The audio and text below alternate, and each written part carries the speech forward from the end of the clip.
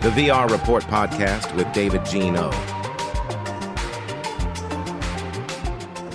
For this episode of the VR Report, I speak with Devin Reimer. A decade ago, Devin was already blending humor into video games.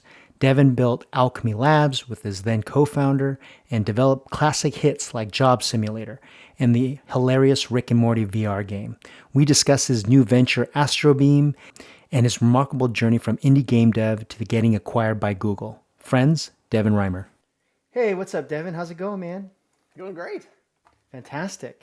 Hey, I'm super excited to be talking to you today. There's been some recent news of the new change that you're experiencing moving on from Owlchemy Labs. So I'm sure you're going to do a lot better job of just kind of giving a better intro than I can. Why don't you do that for the audience? Yeah. As you mentioned, I relatively recently left Owlchemy Labs, where I was the CEO, previously CTO, and co-founder, and I have started a new company called Astrobeam, and we are working on VR multiplayer, specifically trying to build things that are comfortable and accessible for the mainstream. And what was really cool about this transition is that Owlchemy Labs is kind of a staple in like the history of VR development, right? You guys were one of the first companies to kind of get acquired, which is kind of a big deal. Not only did you guys make a lot of hits, but acquired by a company like Google. And then you kind of made a mark on having a sense of, or a brand of type of VR games that you create, which was really focusing on humor, being very culturally relevant. But why don't you kind of give a quick swag on how you even got to Owlchemy Labs? Ever since I was small, I was like, okay, I want to make games and stuff like that. But I didn't think it was actually going to be a real job. Like, I grew up in a very small town of 450 people in Canada, like 2 hours from the closest city. And so very, very rural. And so I kind of just kept going through things. I learned a little bit about programming, was like, okay, I'm going to go to university for that. And then I kind of just did some game stuff on the side, assuming that was just going to always be a hobby project. And so I ended up getting a job. I kept squirreling away money. And then I was like, you know what, maybe I'm just going to quit and just like make games. Because I didn't know anybody that made games. There was no companies around that made games in my area. And so I saved up $30,000 and started another company. At the exact same time, Alex, the co-founder, he started a company in Boston called Owlchemy, and we ended up running into each other pretty quickly after at a Unity event in Montreal. And we're like, whoa, we're doing literally the same thing. Like, small company, we have little bit of money and we're trying to do a thing. And then we kind of just merged the two entities into one another, and made lots of mobile games and PC games, and then pivoted into VR. Yeah, what was really cool following your career, because I knew you guys in the early days, even when you guys were starting Unity development, you guys created this game called for the Awesome. You guys could Google that, but it was really cool where it was a free-falling game. And it, obviously even like the title has like a comedic spin to it. And whenever I was around you guys always had like this great sense of humor. Did that really kind of gestate to where you guys thought like you guys should create a company together because you guys had the same kind of personality? What was it like to actually try to find a founder, co-founder, partner relationship? How was that like, and how did that start? We were both big fans of comedy, and like what we could do in this space. And I don't know, we laughed at like similar things. Like, it was like, okay, this is like funny, right? And we were thinking of things like, for example, Jack Lumber, right? It's one of my favorite mobile games that we ended up making. We were just like, it's got to be a game about a lumberjack. We're like, okay, cool. It's like a chopping game. But we're like, it can't be about that. And then we're like, okay. So we would just like pitch over and over and over again different things. And like that game ended up being, it's a game about a supernatural lumberjack. It's out revenge on the forest because a tree killed your granny, right? And it was like, oh yeah, like we can build something around that, right? That's really funny. And so we're like, oh yeah, everything needs to be based on humor. And at the time, that was not a good idea. Like, if you looked around, I had somebody that I was talking to from like a business standpoint, and they told me they were like, what you need to do to try to figure out business success is look around at other companies and then look for things you can strive for, right? How many people are doing a similar thing? So I'm like, okay, cool. So I went down and I got my piece of paper and I'm like, I'm going to write down all the companies. And I wrote Double Fine. And then that was all that I wrote. And I was like, that's a horrible sign, right? That is the case. But I was like, onward, like this is awesome. We like what we're doing. And it was great. I mean, it was challenging trying to convince people to like comedy games. And then when VR hit, it was like, we were like, whoa, we can actually flip the script. We can make the person the one doing the comedy, right? We can actually make the worlds make people think that they're being funny, right? It's like doing all these things, right? And we're like, oh yeah, this is it. This is gonna rock and roll. And fortunately for us, we had built like all these games before that. And so like we had become really good at quick prototype development across so many platforms. Like even at that time, we were like 20 plus platforms, which for a small team of 4 people is like mind blowing that we were doing stuff like that. But yeah, and then it was like, oh, VR is a perfect medium for this. That's so cool. Yeah, Jack Lumber was really interesting because it was also an exclusive for HP. We had an exclusive with the HP laptop with the Leap Motion when I was working there, and Yep. everyone just died laughing when they were playing for it. And that's so true. Double Fine was the only company in the video games industry that was doing big things, like real focused comedy, on right? comedy. Like, Yeah, it's like it's, laugh out loud. Yep. Yeah. Now it's much more common, but at the time it just wasn't. Totally. So, moving on from Owlchemy Labs, how did the inception of Astrobeam even start out? What was your vision for this new venture, especially around the VR space? Yeah. So I'd been at Owlchemy 12 years and almost 6 of it at Google, and I was like, okay, it's time for me to do something different, to try some different things here, and I felt like, oh man, this is a fortunate situation. Like I got to step away from Owlchemy as Owlchemy is still like doing awesome things, growing all this awesome stuff, right? It's like, how often do you get to do that, right? Build something from nothing up, sell it, and then you get to walk away when it's still like in its heyday. Like I'm like, that's awesome, right? And for me, I spent a lot of time recently doing Google stuff, and then also running the company. And the company was up to like almost 65 people. And so it's a very different thing from what I started. Like it was game design, creative design, technical, right? All of that stuff. And I was like, okay, I want to try some of that again, like get back to some of that. And then there was a bunch of ideas I had about kind of what I thought the future of VR and multiplayer were going to end up being. And I was like, oh man, we could do this, right? We could actually take a chunk out of how people think about multiplayer in VR, because I do think the end result is going to be quite different than what we have today. And so it was like kind of that perfect timing of both like timing for my life, but also timing for technology. Like we're finally at the point where we have the compute, we have the technology to be able to pull off some of these things. That's interesting. I kind of wanted to understand more about that because Owlchemy Labs, you guys were known for Job Simulator, Vacation Simulator. That was a big announcement today where you guys also hit a platinum number of selling 1 million copies, the Rick and Morty game. But then Astrobeam, is it more of a gamified social experience then, but leveraging the technology, like you said, with hand tracking? I'm sure voice and AI come into it. What's the value proposition there? So when I was kind of going through kind of evaluating where things are in VR, I've been on the ride since the start of modern VR here. I was very impressed with like so many things. Like look at the technology, like where we are technologically from there to here, right? And what we've been able to kind of do. But the one space where I personally was a bit disappointed in kind of progress is multiplayer. And I think part of the reason is, for at least me, I kind of looked around and a lot of stuff I was seeing was kind of, we did this on consoles or PCs. So now that's what we're doing in VR. And it's kind of felt like we were still in the early phases of single player VR where people were like, oh, I'm just going to port the thing and then it's going to be fine, right? And then we learned really quickly that that was not the case. And I was like, well, why is this, right? Is there some fundamental reason? And I mean, technologically, building a multiplayer game is already super hard. And then you're like, and I'm going to build a VR multiplayer game, right? And it's like, like that's double whammy. And then a lot of the go-tos were traditional console PC gaming, and they're like, the designs were like, oh yeah, it'll work totally fine if there's a million people online at the same time. And it's like, well, that's also not going to make sense.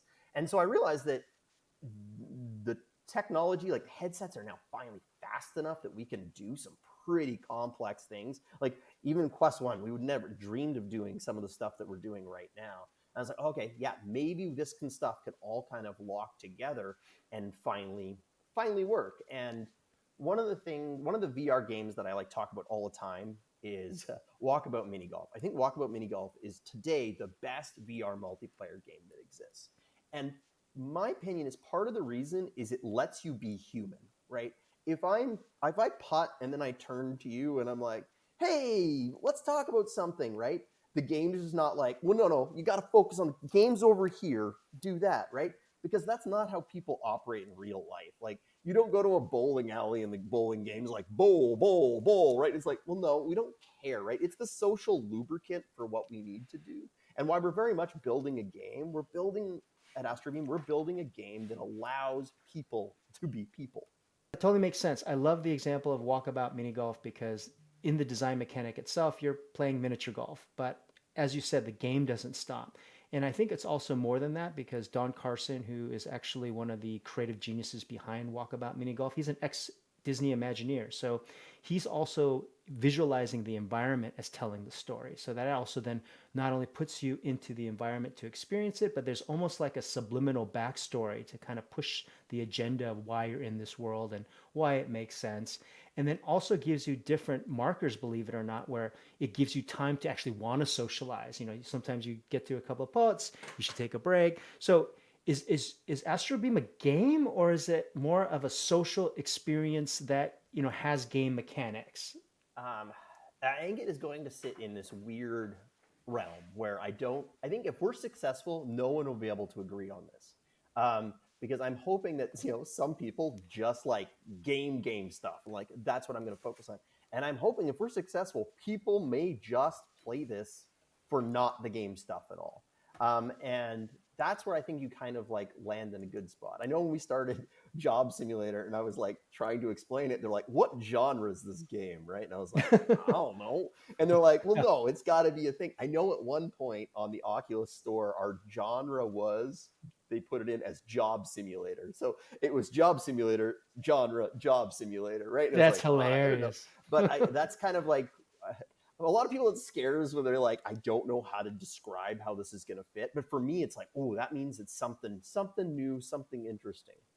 That's really cool because you've already kind of laid out a blueprint of what the secrets of your success, right? Find niche opportunities, find out how you can make that really differentiate, and then really push that. So, are you integrating? You know, based on your press release, you're incorporating hand tracking, you're incorporating voice.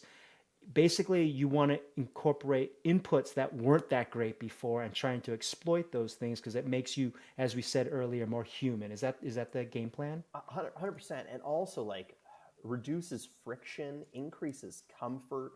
Multiplayer is already really challenging, right? To get people together at the same time, different people have different skill sets, all of that stuff.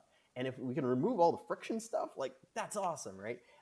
Hand tracking is one of those things that I think people aren't looking at enough yet. Like, people are like, oh, it's going to be like a thing that you kind of do. But I think it's going to take over all of VR. Like, that's going to be the primary input of everything. And then there's going to be some stuff that uses controllers. Right now, it's like flipped. And I've been working on hand tracking stuff for over two years now. And like, I am so bought in. Like, once you end up having things work, it's just so magical. And I think finally the tech stack has finally got there, right? But the problem is that it isn't like controllers where you just plug it in, right? You just don't like, oh, I'm like, if press B, then X, right? That hand tracking is such fuzzy input that you have to, right from the start, think about how your hands are going to manipulate the world and avoid the stuff that's hard and focus on the stuff that's awesome and feels really juicy.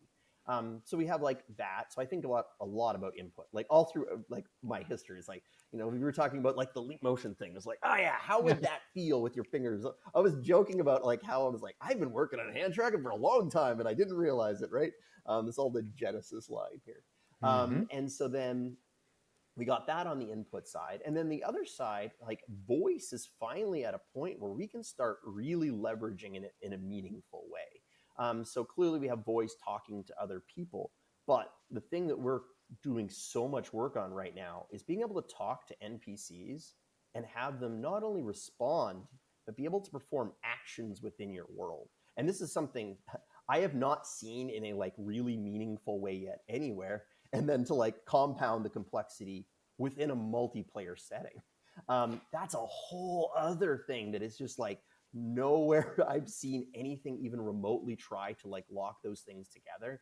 And like even right now in the early days of all this stuff, we keep getting these glimmers of like, whoa, that's gonna blow people away. And that's always a good sign if you get those like little like glimpses into the future. That's so cool. So, what do you think about Inworld AI? Right now, they're utilizing prompts so you can then customize your NPC avatars. They're making some big moves where they're invested by Disney, which there's a big play there, I would assume. And then, of course, they I believe they signed a deal with Xbox recently. Have you Yep. tried that tool? And what do you think of it? Yes, I've used it a bunch to try to do things. We're currently working with some other third parties and a lot of custom solutions. One of the challenges is that it's really hard to predict what the needs are going to be forward, right? And a lot of people this goes for the entire space.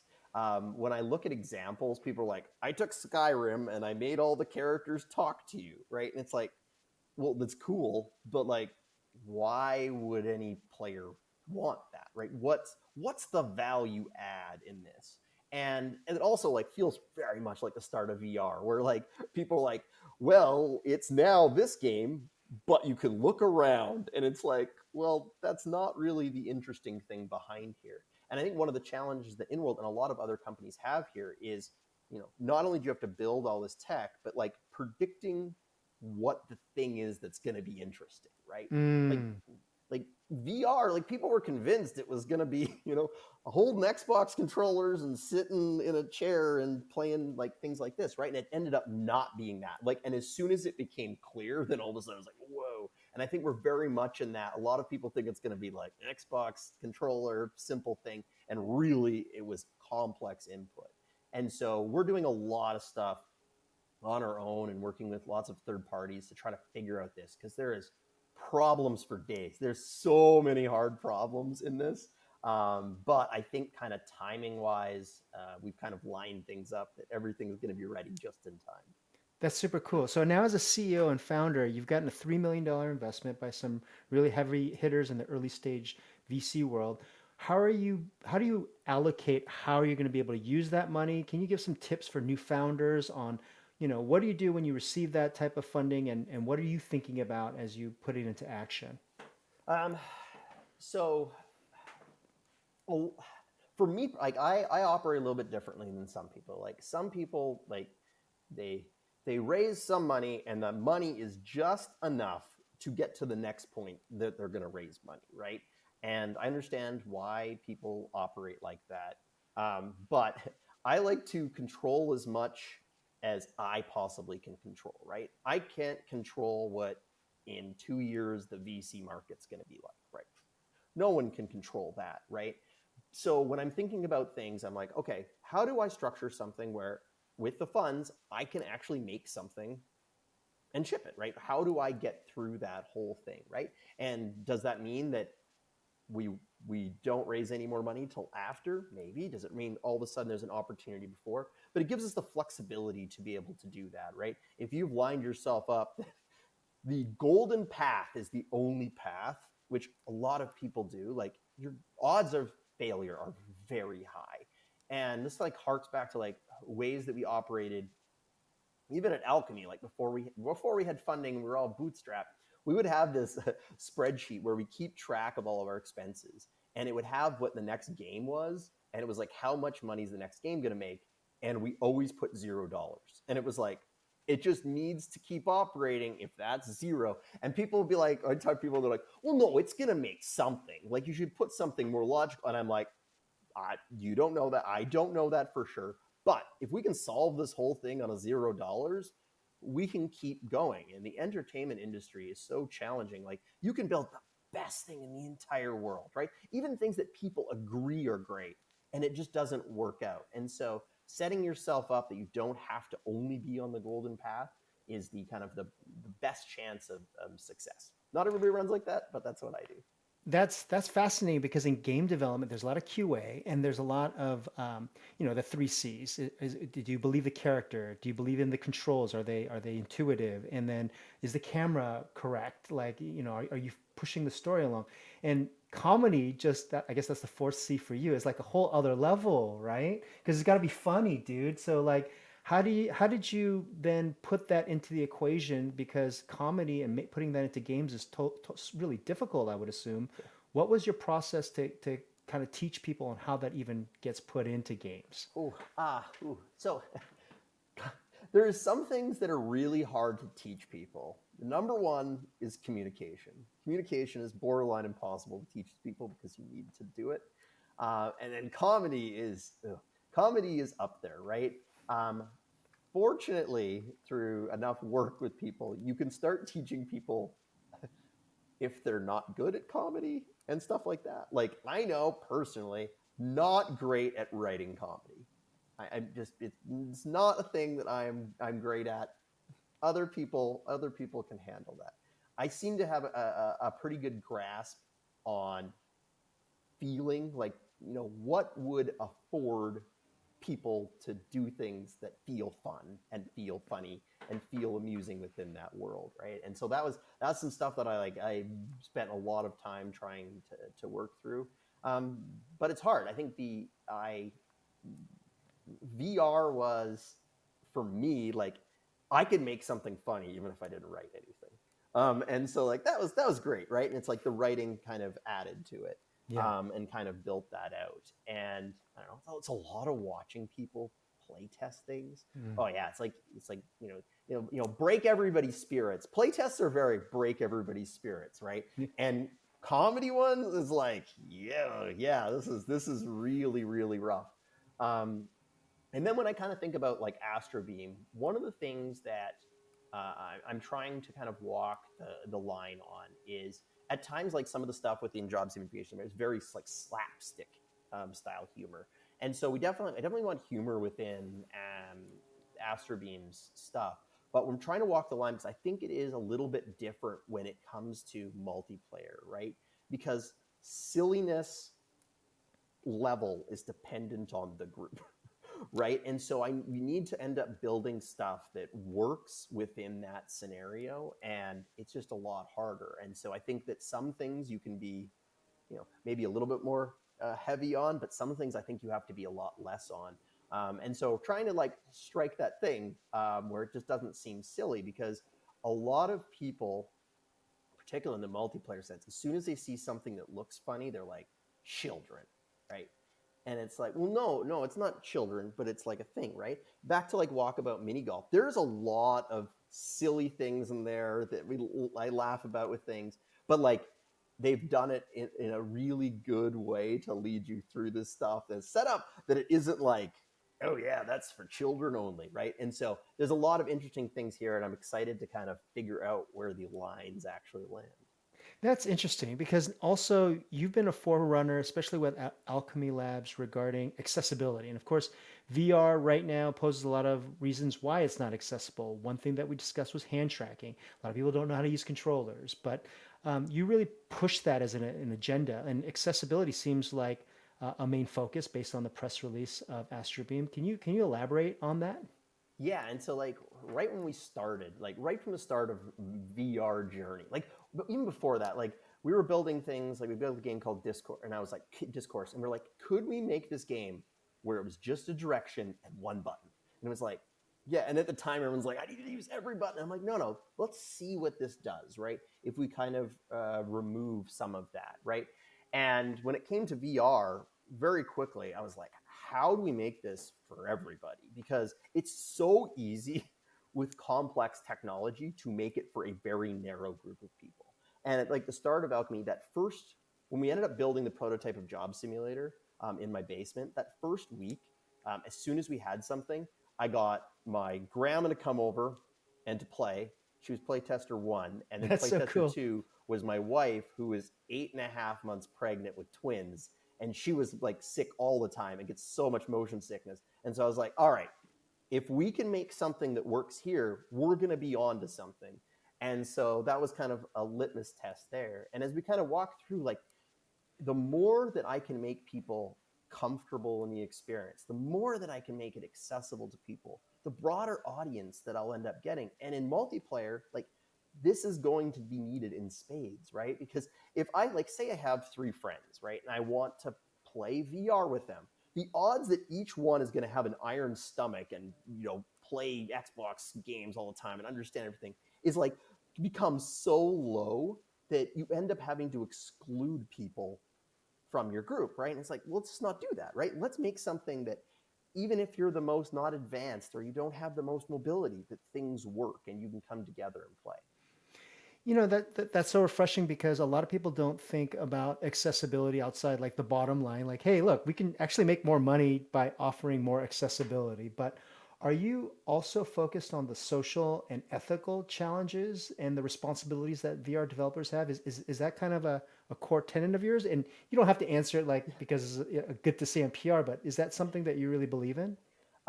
Yeah, I think like in everything everyone does, they should think about the ramifications of what they're working on, right?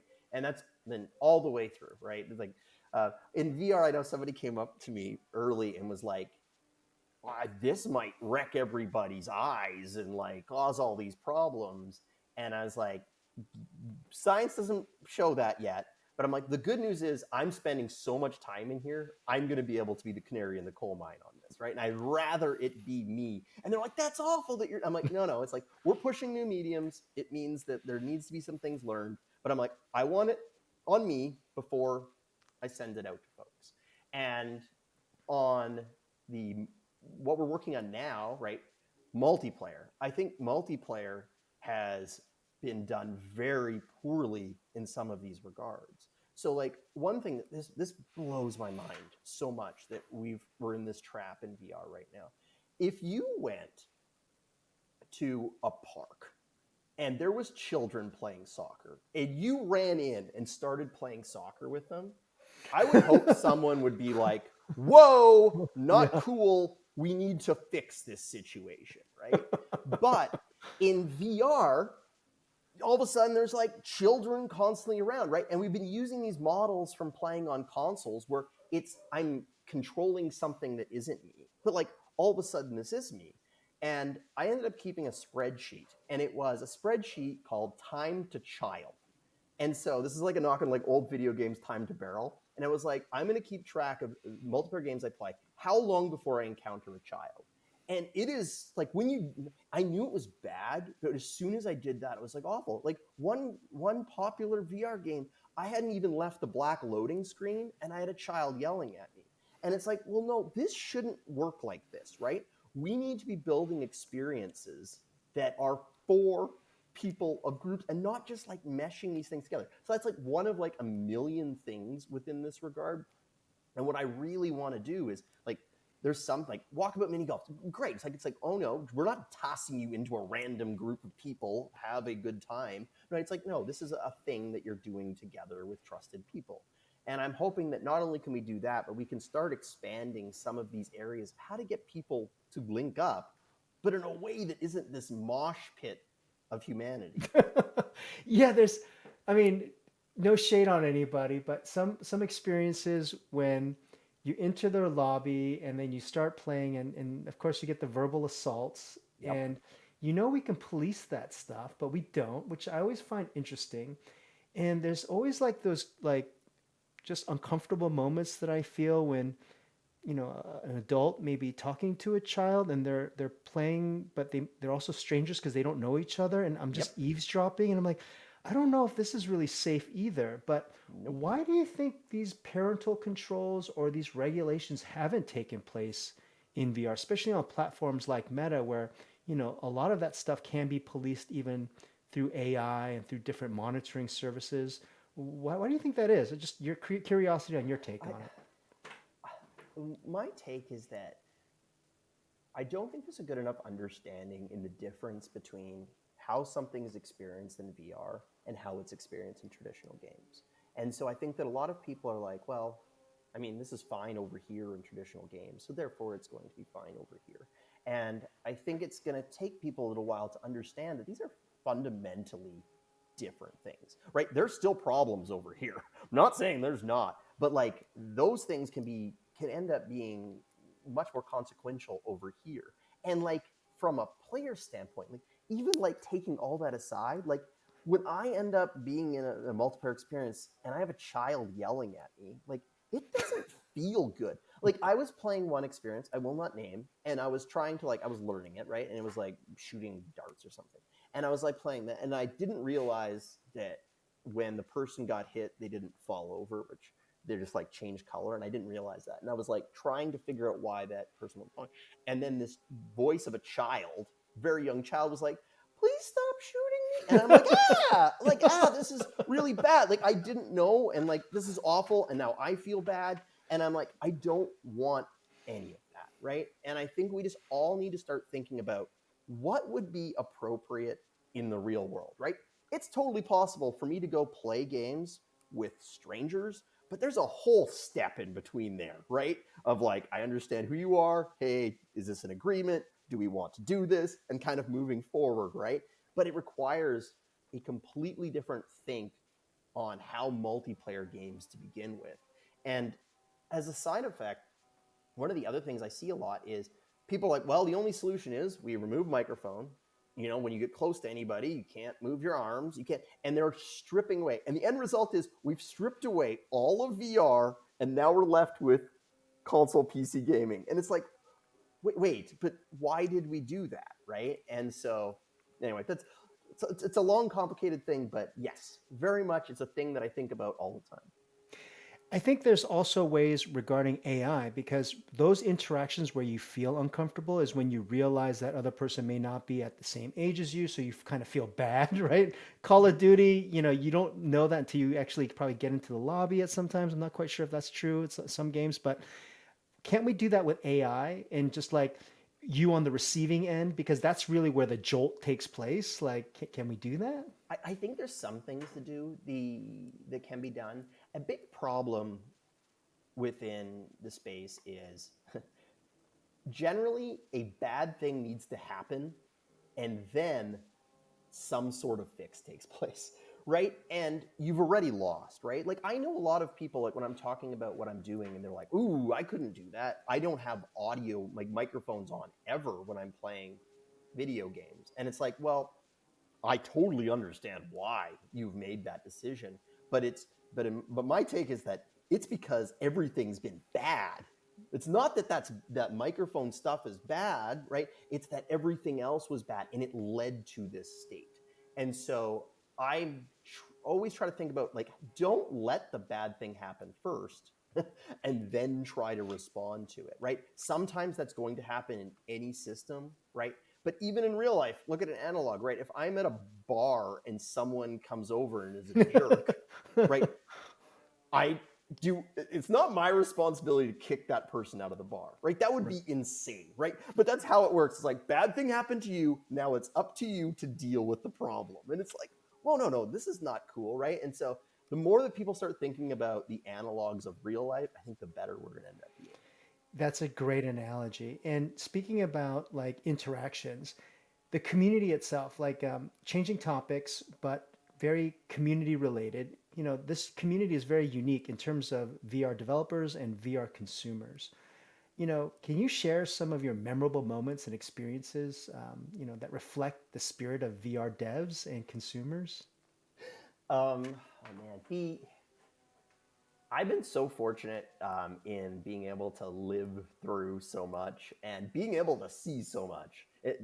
A lot of bad stuff, like bad things that probably we realize now don't make any sense, but like, none of this is obvious. Like it is like obvious now. Well, obviously you can't do X, Y, and Z, but someone had to figure that out at some point. And so that's like, I don't know, for the why experiencing some of those things that were like, oh, this is not good, were not comfortable or not great. I am so thankful that there's so many and continues to be so many people, you know, trying new things, trying to push what can be done or what they think can be done, because we keep learning. We're still so much in the infancy of all this, particularly with like interaction design and stuff like that. And so I don't know. There's so many great people I've been able to meet over the years and be able to do so many different things. So. Yeah, I think one thing about the community that's very unique is that you really nailed it at a specific time with Job Simulator. It was like, how do you encompass a virtual avatar and you're put in this otherworldly environment that can never happen in the known universe, right?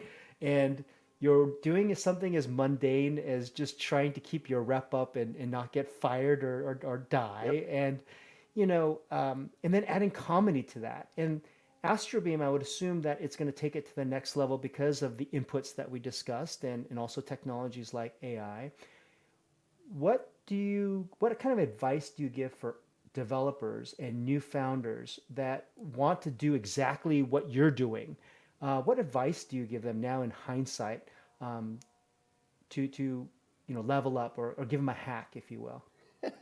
I think it's really important to have some understanding of why you are building what you're building. Like a lot of people are like, well, because the things like, but no, what's the deeper why, right? What are you trying to solve? What are you trying to accomplish? Because I know, like, I've heard a lot of people give feedback like, okay, this is the business, this is the thing, right? But I understand people do things for so many different reasons, right? It is so valid if you're like, you know what? This is a hobby. I'm not expecting this to make any money. I just want to experiment on one side, right? And, hey, Joan, I want to start a company that grows, right? Completely valid thing on the other side. But understanding the why early is so helpful, right? Because saying out loud, I am not making this for money. I'm making this I want to learn as much as I can about VR development. Great. Now, every decision that you get to make after that, just compare it to what that why was, right? And so if it's like, oh man, maybe there's an opportunity to do X, Y, and Z, it's like, well, is that accomplishing this goal? If not, don't do it. Do the other thing, right? Or reevaluate the why. And so sometimes people they just kind of like go through the motions and then get to the end and then they're like, oh, it didn't accomplish my goals. But it's like, but did you lay out goals when you started? Mm-hmm. And so I think that's a big one. With me, with like Owlchemy, it was don't go to business, right? It's like, okay, there's games we want to make, but the goal is not to go to business. And so whenever we talked about things, it was like, okay, yeah, we want to accomplish X, Y, and Z, but it's like, it's not going to allow us to not go to business. And as a side effect, we ended up doing this thing where we'd build an original game and then do a contract job immediately following it so that we had enough money to make the next game, right? And we could keep doing this thing because that satisfied that goal, right? Make games, don't go to business. Yeah. I like that philosophy, but at the same time, you sold out to Google, right? You live in the dream of most developers, like, hey, I have a small shop and, it's hard to just keep that business and the lights on. Yep. And you kind of leapfrogged to then join a company like Google where, they don't have a good reputation of supporting game development. Like look at Stadia, right? But no shade on that. It's just that they're a huge corporation.